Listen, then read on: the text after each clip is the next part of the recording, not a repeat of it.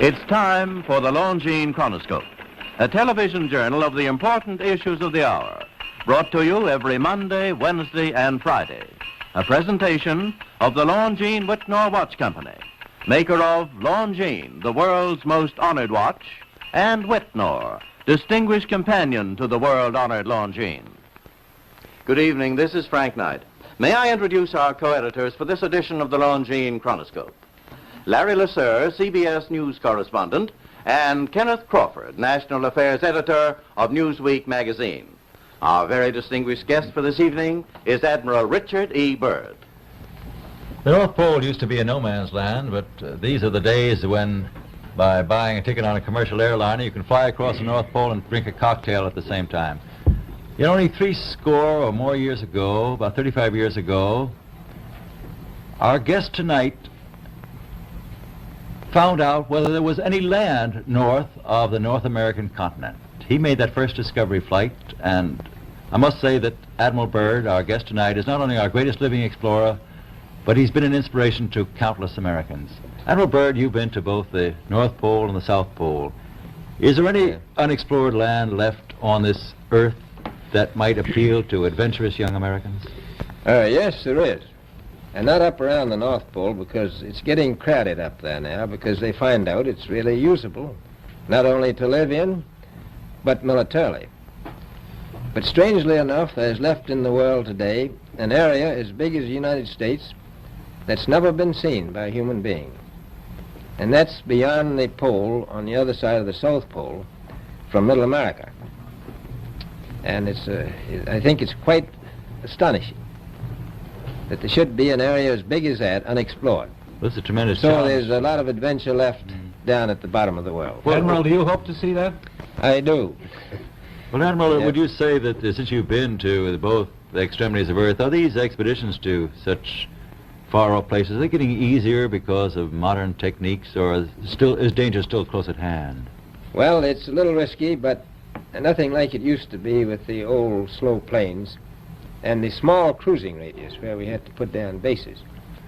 We replaced the dog teams, and of course that was a big improvement. But now the planes go much faster and they're safer, and they have a much bigger cruising radius. You haven't got the danger of a terribly heavy load. Admiral, an expedition to which I believe you're the advisor is now en route. What is that expedition doing? Well, that's the icebreaker Atka, and it's a reconnaissance expedition. It's going down to the South Pole area to make certain observations and to look for some bases. They will be back in April, and they will report back, and upon the information we get from that undertaking, we will base the bigger expedition that's to follow. Is that very definitely planned, or is that... That is being planned right now. So I'm willing to say to you that there will be a number of expeditions that will follow, I think, year after year, at the bottom of the world, because the government has really become interested. Well, Admiral Byrd, I can understand, I think everybody can, the interest in the North Pole because it's so near our greatest challenger, Soviet Russia, but why this interest in the bottom of the world? Nobody living down there, is there? No, it's pretty cold. There's only one permanent resident, that's the emperor penguin. The little ones live further north. I tell you one reason they're interested. It's by far the most valuable, important place left in the world for science. That's why the scientific groups all over the nation are really interested. But more important than that, it has to do with the future of the nation, those to come after us, or even during your lifetime, because it happens to be an untouched reservoir of natural resources. And, you know, as the world shrinks with an ever-increasing acceleration, far-flung places, once useless, like we thought the North Pole was, and no man's land, become very useful. The bottom of the world will be important, not only to us, but to our allies. I was going to ask you, does it have military importance? It has some, and as the world shrinks, it will continue to shrink with an ever-increasing acceleration. thus bringing these places closer. And in the future, I can see a time when it will be very, very important strategically. Well, has the development of air power increased the strategic importance of places like the very much Parma so. Peninsula, we'll say? Very much so. Even now, if anything happened and we lost the Panama Canal, we would have to control the islands just north of Antarctica, which are part of Antarctica, and between there and Cape Horn. I've heard it said that there are 7 continents in the world, and one of them has never been seen by a woman, and that's Antarctica. Is that actually true? Well, if the Palm Peninsula is an island, as far as I know, that's true. No woman's ever stepped foot upon the Antarctic continent, and it's the most peaceful place in the world. Well, I'm sure that won't last very long. I understand now that you're working with the Arnold Bread Company in charge of frozen foods. Now, is there any future for frozen foods down these frozen extremities? Well, I think the human race can be helped by that.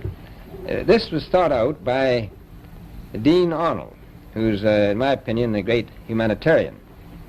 He learned that we went down there after 4 or 5 years and finished a meal that we had left there on the table when we had evacuated Little America.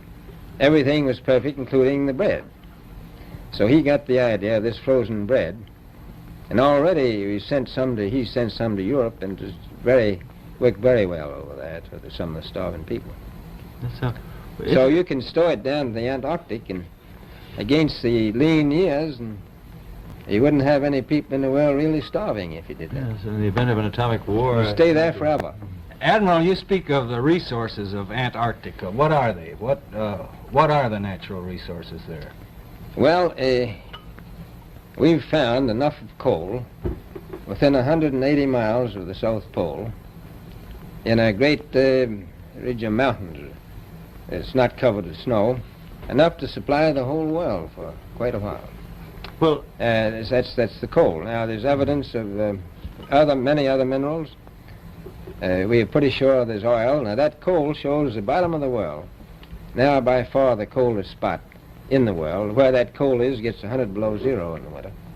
So we think there's oil there, and there's evidence, probably uranium there. Is it any secret? Is there uranium there? That would be the only thing that would be practical to actually go after, I suppose. Everything else would be economically unfeasible, wouldn't it? Well, as we recklessly expend our resources, the time will come when we'll have to go after that stuff down there. Well, you know, I avoided what you said about uranium. I'm not sure about that. I don't want to have the world fight over the Antarctic. And Robert, is there a competition among other nations to try to get information about Antarctica and possibly to secure some of these resources? Well, yes. There are now 7 nations very much interested. Russia is interested tremendously. That I'm sure of. Australia has an expedition down there. The Argentine, the Chile, New Zealand, Britain, and so on. Now, you can understand those people down there being interested because they live down there, the New Zealanders, the Argentinians, the Chileans, and the Australians. And so we don't do much about claiming anything. Admiral, you make us sound a little crowded. Are there that many expeditions now there or en route there? Well, you know, as I said, it's the most peaceful place in the world, but I don't think it will be for long because of this intense interest on the part of other nations and this nation. Well, Admiral Byrd, are private expeditions a thing of the past? Is expedition and exploration, making expedition and exploration now purely a government function because of the tremendous cost and organization? No, I don't think so. I think down south it may be more or less a thing of the past, but not other expeditions that go there. A lot of them go north now. This latest expedition now on the way is a government expedition, I take it. Yes, that's the government. However, may I ask you, is there a great difference between the top of the world and the bottom of the world? There is. Now, the North Pole is the center of an ocean 10,000 feet deep. The South Pole, the center of a plateau, 10,000 feet high. The North Polar Sea is surrounded by continents slightly frozen. The Antarctic continent is surrounded by a belt of ice, frozen seas of at least 1,200 miles thick. Now, the South is a plateau. It gets in some places 14,000 feet up. I've been over areas about 13,000, and it's a little bit chilly up there. So there's that big difference between the top and bottom of the world. The north really isn't very cold up there on the Arctic Ocean. Not compared to the south. Admiral Byrd, we often hear it said that our young Americans now aren't as hardy as their forefathers. Do you think that Americans do measure up to the standards, the physical standards and morale standards of the past? I do. I don't believe that. I think they're just as hardy. Well, what would you say was the most valuable factor on an expedition? Is it morale, or physical courage, or is it sheer equipment? Well, I've always thought that loyalty was by far the most important trait. The British told me that when I first went down in 28 that I couldn't possibly get through the winter night without a mutiny if I took more than 20 men.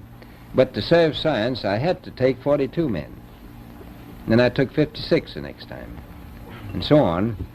So, and I did find that loyalty was the most important thing during the winter night when it's very hard on your nerves. I think that's best trait. Well, that's a very valuable characteristic at any time. Well, thank you very much, Admiral Byrd. It's been a great pleasure to have you here tonight. It's a pleasure to be with you. Yeah. The opinions expressed on the Longines Chronoscope were those of the speakers. The editorial board for this edition of the Longines Chronoscope was Larry Lasser and Kenneth Crawford. Our distinguished guests